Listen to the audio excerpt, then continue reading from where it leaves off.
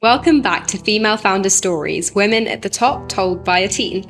I'm Sia and I'm taking you behind the scenes of entrepreneurship, hearing about the grit, the setback, and the breakthroughs it takes to build something real, told in a way that makes you think, I could do that too. Today, I'm joined by Holly Budge, adventurer, speaker, conservationist, and someone with a pretty incredible story.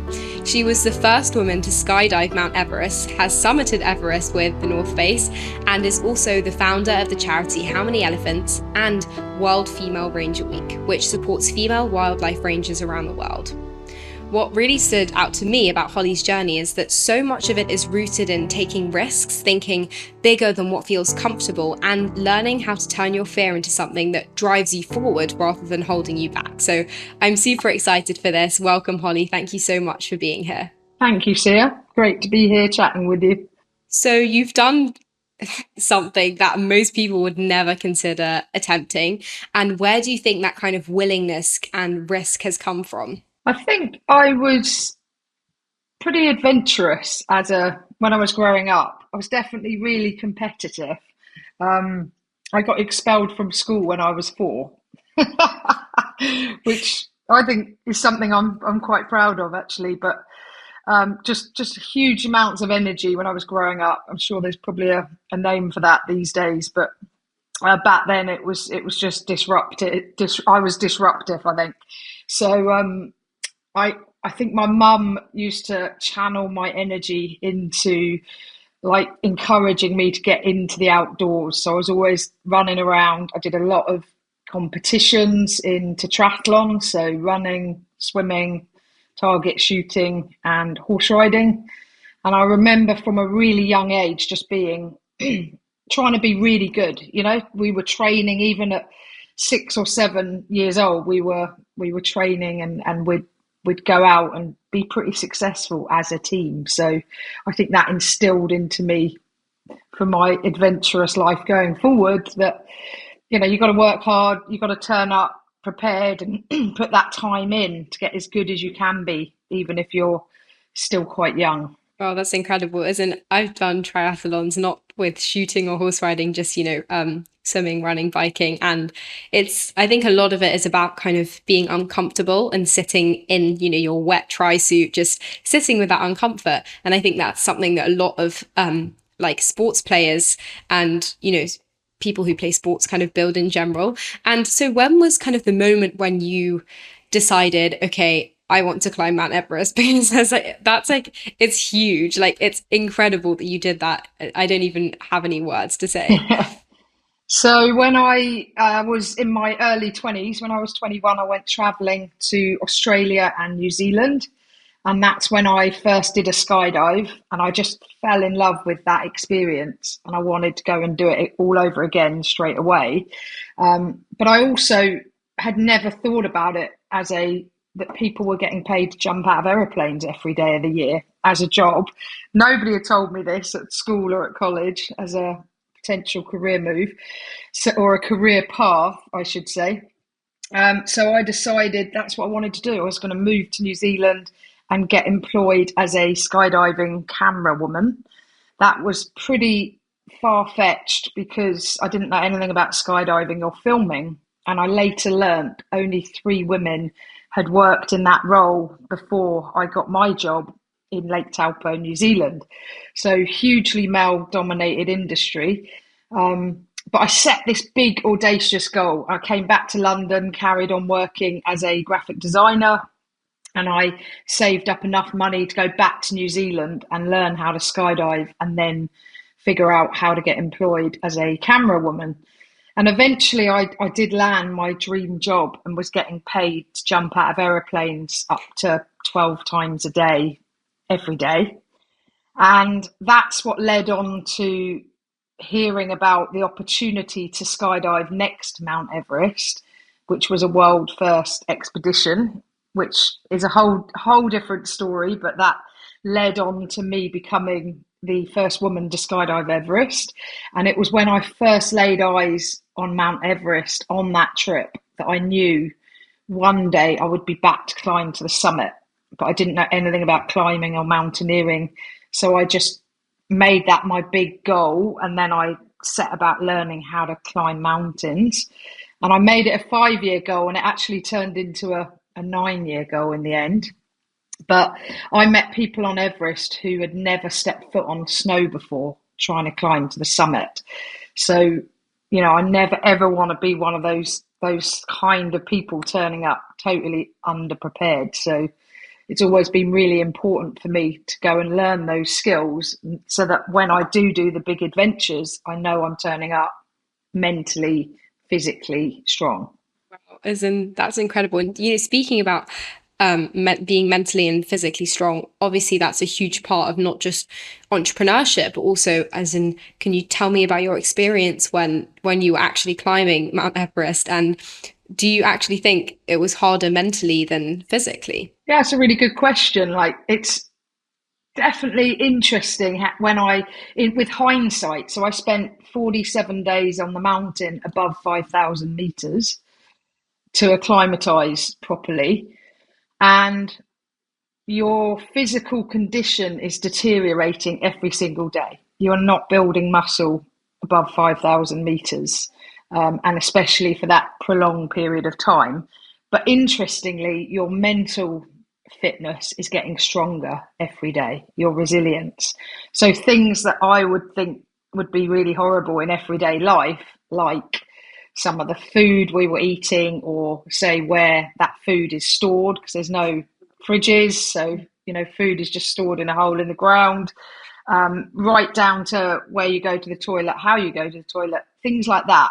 They would be a little bit repulsive in everyday life, but when you're in that environment and you're acclimatizing to that environment, it's amazing what can become normal.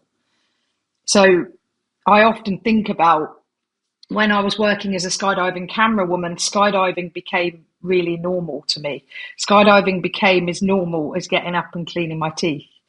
When I was on Everest, living on that mountain and living in the way that you live, very basically, you don't shower a lot, or, all of these things, you're a little bit feral, but they become the new normal. And it just blows my mind what we as humans can acclimatize to and what can become normal. As in, the mind is so powerful. And I also, sorry, I didn't come back to this, but it's so incredible how you set, well, in both cases of your goal to become a skydiving camera woman, and then also Everest, but more the skydiving camera woman, you went back, you said, this is my goal, I would love to do this. You went back, you acquired those skills, and then you went back and did it as your everyday job. And I think that's so incredible and such great advice for, listeners, or just anyone, honestly. When you set a goal, and it can be a dream, it doesn't have to necessarily be a goal. There's so many little things, and you take those little steps that kind of build you up so that you can then achieve your dream. And Holly's shown us just that. So honestly, that's incredible. Yeah. Thank you. I think setting big audacious goals it works really well for me, but I think it's just such a powerful thing because it makes you step out of your comfort zone, and they mean growth, they mean change, and they mean stepping into the unknown. And I think that's where the gold lies, when you set big audacious goals that you don't know if you can achieve. For me, that's how I've done all my big adventures so far. And what kind of made you decide to channel all these skills that you're talking about into building organizations and conservation work rather than just continuing the adventure side of things? Yeah, so for me, my definition of adventure has changed very much in the last 15 years or so. Before, in my 20s, it was about world firsts and world records. And then I went and studied for a master's in sustainable design 13 years ago, in my early 30s. And I started studying a material called vegetable ivory, which is a nut from a palm tree from South America. And it was its material similarity to elephant ivory that got me researching the African elephant crisis. And I haven't stopped. That was 13 years ago. I've now created what is now a UK registered charity, How Many Elephants? And it's just taken me on this massive journey because it's not only about conservation and reconnecting with my graphic design roots, it's also about adventure. So it's taken me to the front line. When I first heard about this group of women in South Africa, the Black Mambas, they're the world's first all-female anti-poaching team, and they only launched in 2013. And I went out there shortly after, and I was just, for me, that was a whole different world of adventure. I'm not sure you could even call life on the front line adventure. It's very volatile. It's a very unpredictable place. It's a very dangerous, challenging place to be. And actually, I say in my talks now that patrolling on the front line makes climbing Everest look like child's play. It's a whole different Wow. type of risk. So that led on to spending huge amounts of time all across Africa with all sorts of different anti-poaching teams. And that really has become my life over the last 13 years. I'm now working with 4,500 female wildlife rangers across 18 African countries and about 6,000 women globally.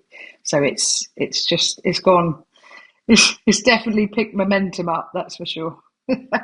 Then you sound like you're having a huge impact. And sort of one question I have on that is how how do you get people to really emotionally care about a problem that may feel really far away from their everyday lives? Yeah, I think we have to feel connected.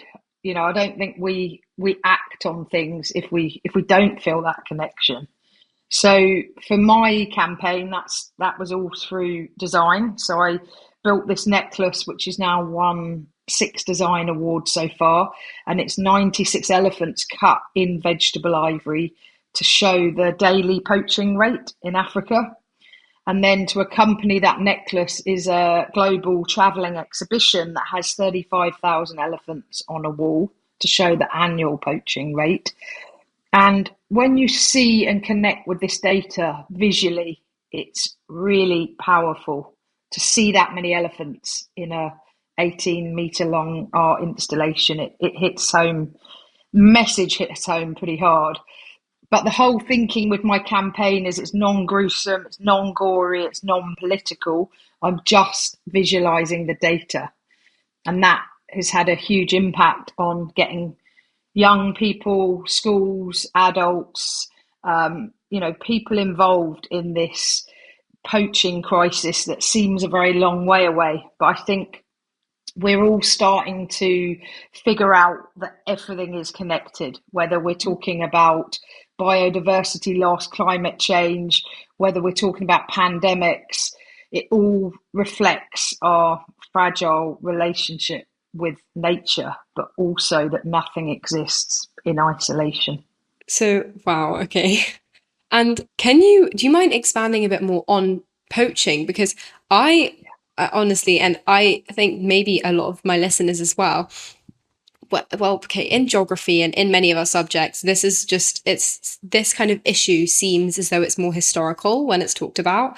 Um, that might be my personal experience, but can you expand more? I know you said 96 elephants Yeah, is on a definitely. daily. Yeah, so you're absolutely right in that poaching historically was a much bigger problem in many parts of Africa. And the number when I started my campaign in 2013 was 96 elephants a day.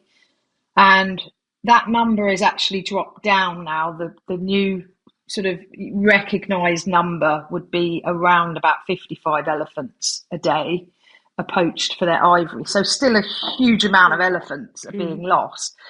But it gives the sense that poaching has got better, which it has. It's dropped down. But what those numbers don't reflect is human elephant conflict is now the greatest threat to African elephants today. So, with human populations exploding, Africa's population is set to double by 2050, which just blows my mind. People are expanding into wild spaces, farmlands are expanding into wild spaces, and migratory animals like elephants, who have been here for millions of years following ancient migratory routes, when people decide to build a settlement directly over there where their migratory routes are, sadly, conflict is inevitable. So that's now the biggest threat to elephants. But there's some brilliant work being done. I'm working with NGOs in Tanzania on beehive fences. So elephants are scared of bees, which who knew it? So the beehive fences line the boundaries of subsistence farmland and elephant corridors. So the bees keep the elephants out of the farmers' crops, and then the bees pollinate the crops. Local women process the honey, sell it to safari lodges, and then with their profits, they grow organic vegetables, which they then sell back to the communities. So it's this incredible win, win, win, win. Um, it's just a really exciting project to be a space to be working in. So I now have it's called the How Many Elephants Beehive Fence project, and looking at other partners to partner up with in Kenya and Tanzania to really spread the reach of what we can do with that. But the statistics are phenomenal. So in some of the areas where the beehive fences are, human elephant conflict incidences have dropped by 91%. Wow, that sounds So wonderful. historically, farmers were out there all night with pots and pans trying to scare elephants away, because that's their whole livelihood, and they could lose their whole crop in one night. So huge knock-on effects of that, but incredibly dangerous being out there trying to scare away a herd of, you know, elephants. So now the beehive fences, the bees are like nature's own solution to this. And it's taken a long time to get the farmers buy-in and, get them believing that it's really going to work, because that's essential. Without the community buy-in and the farmers buying into it, it's never going to work. Mm. But in some of the areas we're working, it's just proven to be hugely successful. Listen, I love it. It sounds incredible. And also, I think it's so fascinating how, well, in school, in one of my subjects called ESS, it's essentially a mix of geography and biology. We learn about different like worldviews or perspectives, and technocentric, anthropocentric, and ecocentric. And this really seems at the heart of kind of all of them, which often is supposedly almost unachievable because you're using nature to, it's still nature's course. Yeah, there is human intervention, and it's in a way that's really protecting both the elephants and the humans, and there's kind of no, or it doesn't seem to be a trade-off. So I honestly think human innovation is such an incredible thing, and if we utilized it to its like maximum potential and really kind of started to understand how essential the environment is for all the different things that we do, humans and nature can thrive together, I honestly think. And so, yeah, wow, that's just honestly mind blowing. Yeah, it's amazing. And like you said, Sia, like in a world that feels so dominated right now by AI and digital media, some innovations are still brilliantly human and rooted in nature. And I think, like next week when I'm giving my talk, South by Southwest London, my talk is entitled "Wild Innovation: How Bees Are Helping to Solve Human Elephant Conflict in Africa." And when I took that pitch to them, they just gave me that keynote straight away, because they said, "This is brilliant. This is going in our innovation section, but you're not talking about AI." So it's like on the other end of the spectrum of nature's intelligence. How do you think that we can use AI more sustainably? Because it's honestly, it's just insane how quickly AI is developed and how many people are using it. As in, I use it a lot as well. And I know that the teenage listeners and my friends they probably use Claude, ChatGPT, and Gemini all in one day, because they have limits on how many chats you can send and they use it up. And I know Yeah. As in, I'm not sure of the other environmental impacts on it, other than that it's water usage, which I know is a huge issue. But do you know any other kind of environmental issues, or can you kind of foresee what might happen in the future with AI in the environment? Well, I think first of all, I don't think AI is going anywhere. So my advice to people is, jump on, get learning about it, get figuring out how to use it. Don't think that this is a passing phase, because I don't believe it is at all. And when you think how quickly, for us, the general public, I think it's been the last 3 years that is really taken off. But like anything, like mobile phones, any tech, the guys and girls that are inventing it and coming up with it, they're light years ahead of where we are as the general public. So we're thinking, AI is amazing, but AI has actually been around since the 1950s in its earliest form. Isn't that crazy? Wow, And it was yes. only in the early 2000s that more funding got put in, and it was, it's not been around, I don't think, like it is, like we know it today, but I think used right, AI is phenomenal.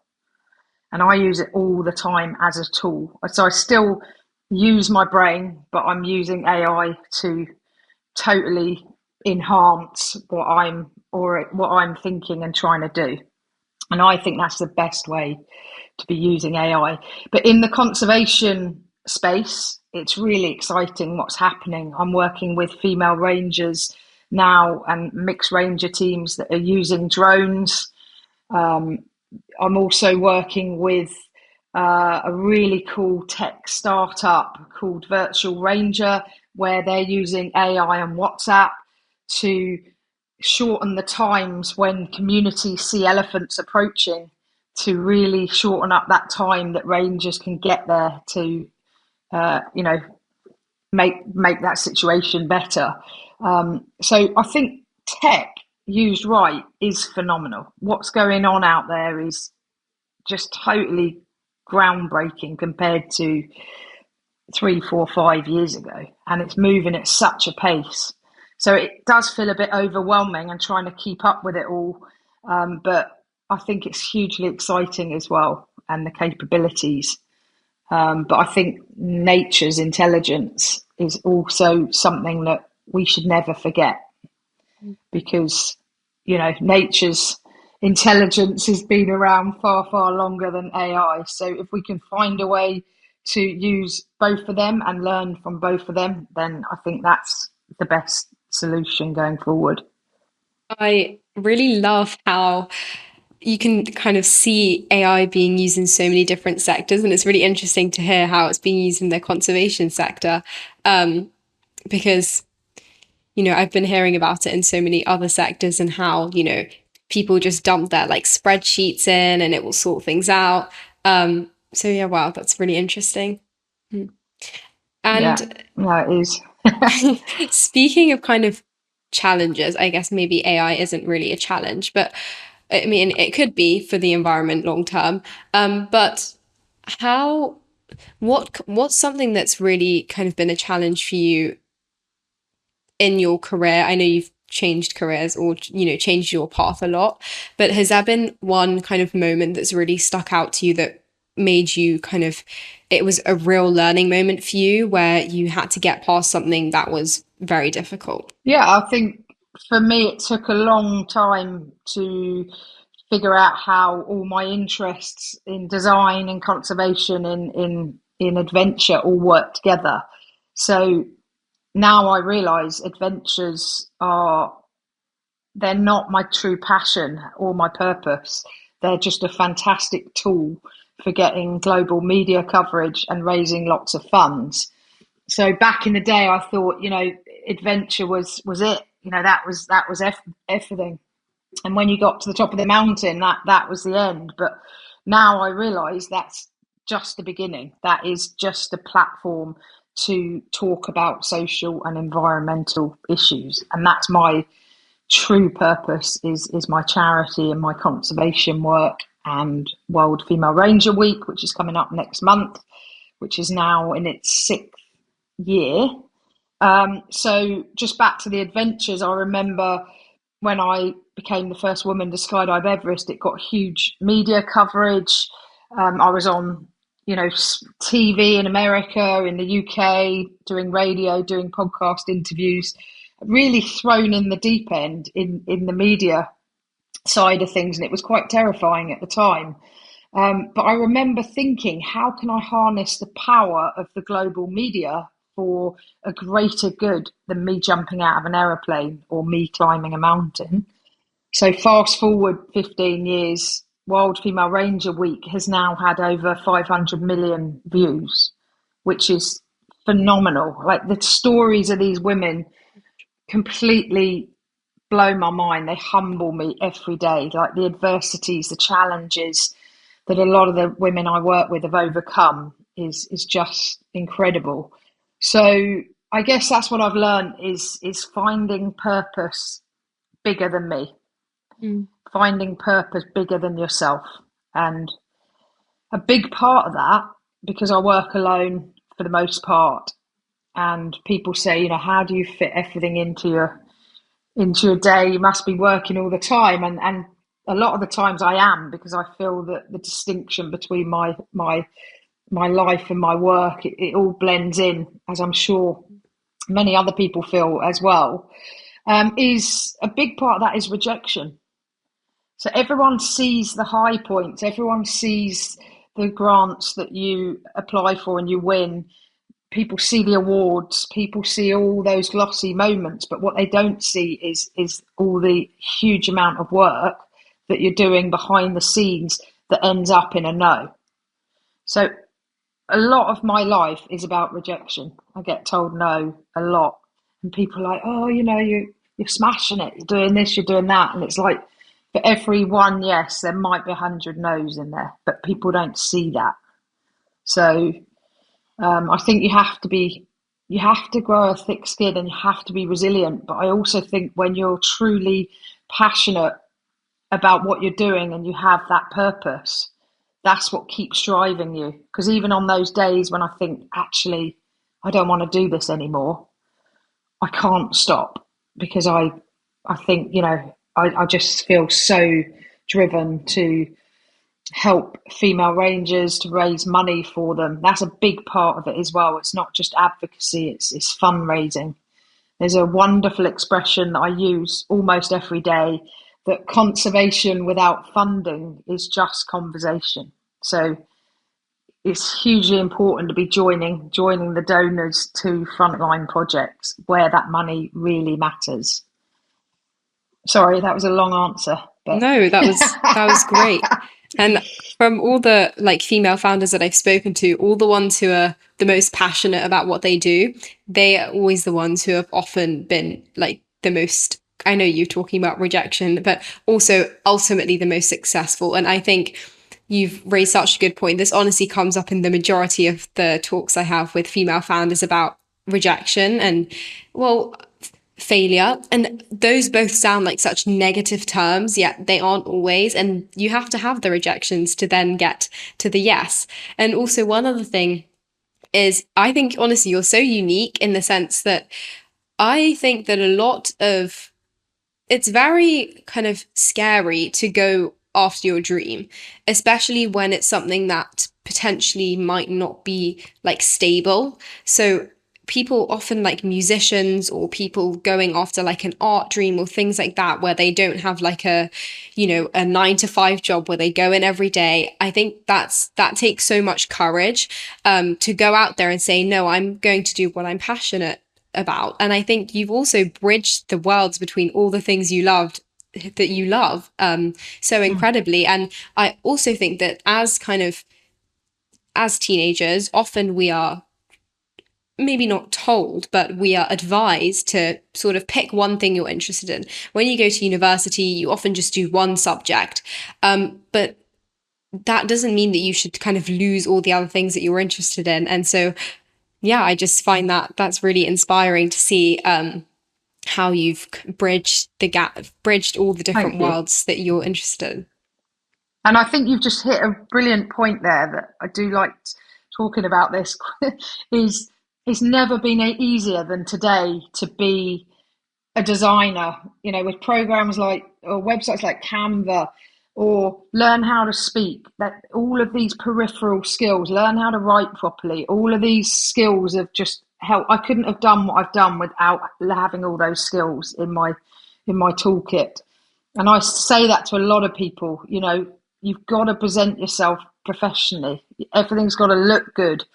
It's got to look well designed. You've got to be able to speak well about it. Speak to a room of 80 or 800 people. You've got to have that confidence to get up and present your ideas.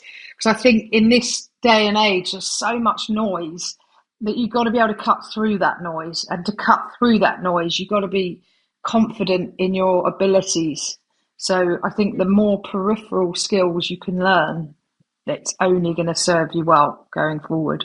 Speaking of like, public speaking and kind of getting up in front of a room, it can be, I mean, it is daunting for anyone to just go out there and give their ideas and present their ideas. And especially often, I think I've seen my friends feel as though, and myself as well, when you're starting kind of a business or have an idea, it's almost always not completely unique.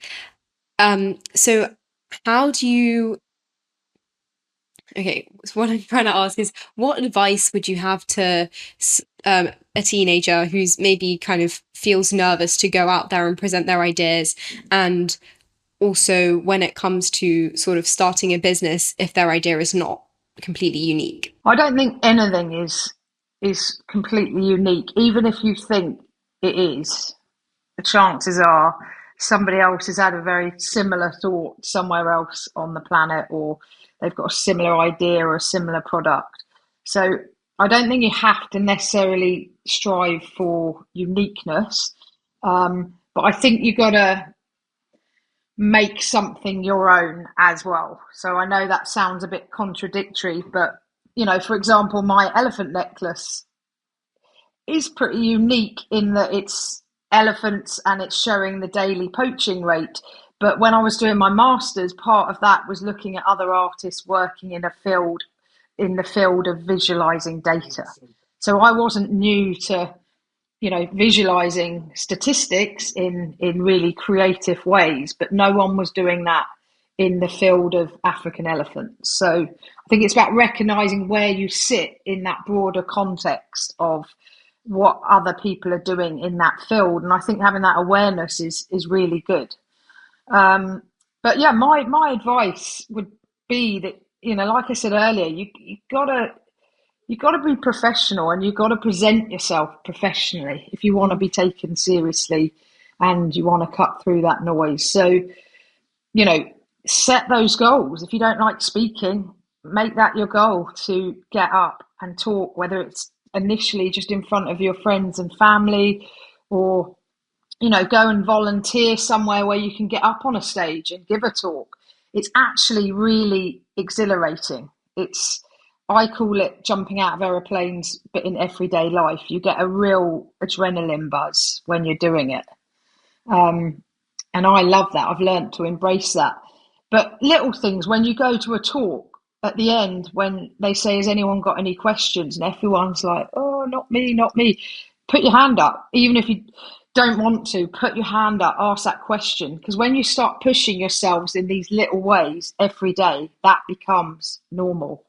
And it's like I said at the beginning, it's amazing what you can make normal. So I think that's, yeah, just be brave, take those first steps to make it happen. That's such Because great advice. if you don't, somebody else will. Mm. You've got to keep pushing. Yeah, that's such great advice. And I also think, let's say, okay, anyone listening, let's say if you do ask a question and you end up stuttering or it doesn't come out coherently. Well, firstly, that happens to all of us. Every kind of time I record one of these podcasts and listen back to it, I realize, oh, that sentence that I said made no sense. That question I asked made no sense. What am I talking about? But it's all part of the learning experience. And as you practice more, you become better. It's like the little steps that, well, not little, but it's like the steps that Holly had to take to climb Everest. And it's so important, like Holly said, to make things normal in your life, and it's so easy to make things normal. So, And it's good to be human because now with AI, everything seems so perfect. mm, You know, some people are just making typos and things in their posts just so it doesn't look like, you know, everything is AI. It's people, and if you're up speaking and you make a mistake, you know, people aren't going to knock you down for that. You know, they'll lift you up and say, keep going. So, mm. you know, it's about embracing the mistakes along the way, and you know, no one is born with those skills. Nobody's born as a public speaker or as a creative or whatever field that you're in. You have to learn those skills, and you've got to work really hard at getting as good as you can at what you're doing, honing your craft. Mm. And I also think you just brought up a really good point about authenticity. And one of the things with sort of what you're passionate about and how you've kind of, shifted your career is all to do with your authenticity. You're doing what you love. And I think that's so key for anyone. What do you really stand for? What are you passionate about? And it's about you, not like your parents, not what your friends care about. You actually have to really take some time to introspect and think, what am I passionate about? What do I care about? And so I think that's really important. And it doesn't happen overnight. I mean, I'm 47. I've been doing this, well, my charity for 13 years. And, you know, you've got to I think to keep going, you have to be passionate. You have to have that sense of purpose, or you just wouldn't keep going with it. And so this is my last question that I ask to all the founders who come on my podcast. What does success look like to you now? That's a good question. I think I touched on it earlier. For me, success equals impact, and I'm all about measurable impact, real life, real world impact. So everything I do, I've got to know what is the impact of doing that. So, for example, I recently went to do my second master's, but I decided that wasn't the right route for me to go down. But it was in fine art, and I remember I was on the wrong course because I remember looking at these incredible bits of art, and I said to, you know, the artist when we could ask questions, oh yeah, but you know, but what does it do? And they're like, what do you mean what does it do? It looks good. That's all it Mm, does. And for me, and you know, that's fine if that's your thing, but for me, I couldn't get my head around that.